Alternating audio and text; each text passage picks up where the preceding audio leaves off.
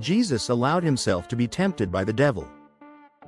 After fasting for 40 days in the desert, the devil came and tempted him in 3 ways: with gluttony, pride, and greed. But Jesus resisted every temptation and told the devil to leave. Then angels came and cared for him. God allowed this to show us that temptation itself is not a sin. In fact, if we resist temptation, it can make us stronger and more pleasing to God.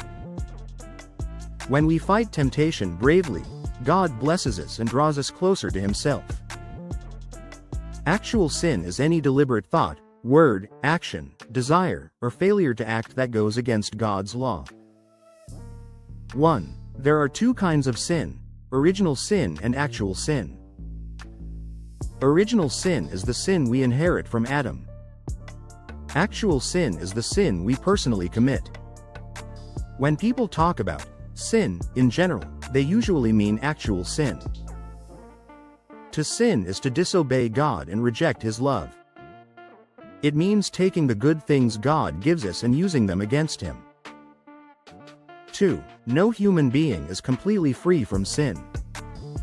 The only person who was conceived without sin and never sinned was the Blessed Virgin Mary. God gave her this special gift because she was chosen to be the mother of Jesus. St. John wrote, "If we say that we have no sin, we deceive ourselves, and the truth is not in us." 1 John chapter 1 verse 8. We fall into sin step by step, starting with temptation. Sometimes these steps happen very quickly, almost in an instant. 1. Sin always begins with a temptation. First, an evil thought enters the mind. This thought alone is not sinful, it's only a temptation. For example, imagine a man in a jewelry store.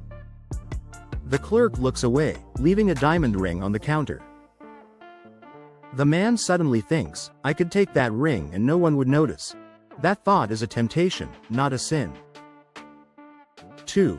If the man doesn't immediately reject the thought, he may start to like the idea.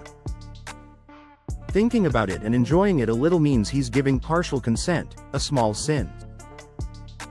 3. If he keeps thinking about it and truly wants to steal the ring, then he gives full consent in his heart. Even if he doesn't actually steal it, he has already sinned inwardly. 4. The next step is action. He decides to do it, waits until no one is watching, and takes the ring. Now the inner sin has become an outward act. Even if he's caught before he escapes, he has already committed a serious sin in his heart. Exterior, outward, sins are worse because they bring more harm and have greater consequences. 1. Outward sins often cause scandal, leading others to sin, and bring harsher punishment from God both in this life and after death. For example, drunkenness can destroy a person's health and family. Impurity can damage both body and mind. Murder leads to death and punishment by law. 2. Exterior sins also harden the heart. The more we repeat sinful actions, the easier it becomes to keep sinning. Our conscience grows weak, and we lose our sense of shame. Over time, we might even convince ourselves that we're not doing anything wrong. Not all bad or harmful actions are sinful. Sometimes an act that seems evil isn't a sin at all. 1. When we don't know the act is sinful. Noah became drunk once because he didn't realize how strong the wine was. He didn't sin. Similarly, if someone accidentally drinks poison thinking it's medicine, it's not suicide. 2. When the act is not our fault. If someone eats meat on a day of abstinence without realizing it, that's not a sin. If someone drops a gun by accident and it fires, causing death, that person is not guilty of murder. 3. When we don't consent to the evil. If a stronger person forces us to do something wrong against our will, we are not guilty. For example, if someone forces your hand to light a fire that causes destruction, it's not your sin.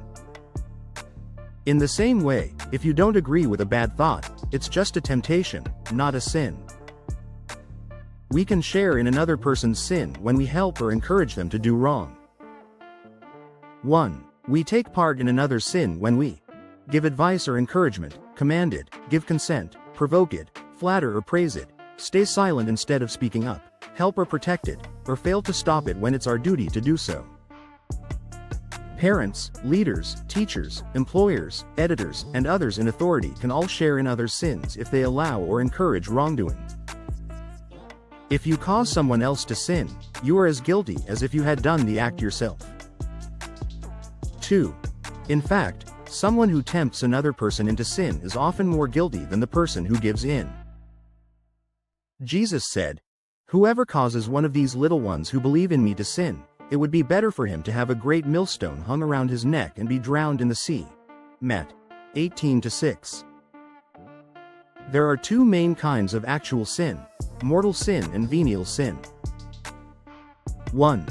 Sins can also be grouped by type. Sins of thought, like pride or jealousy.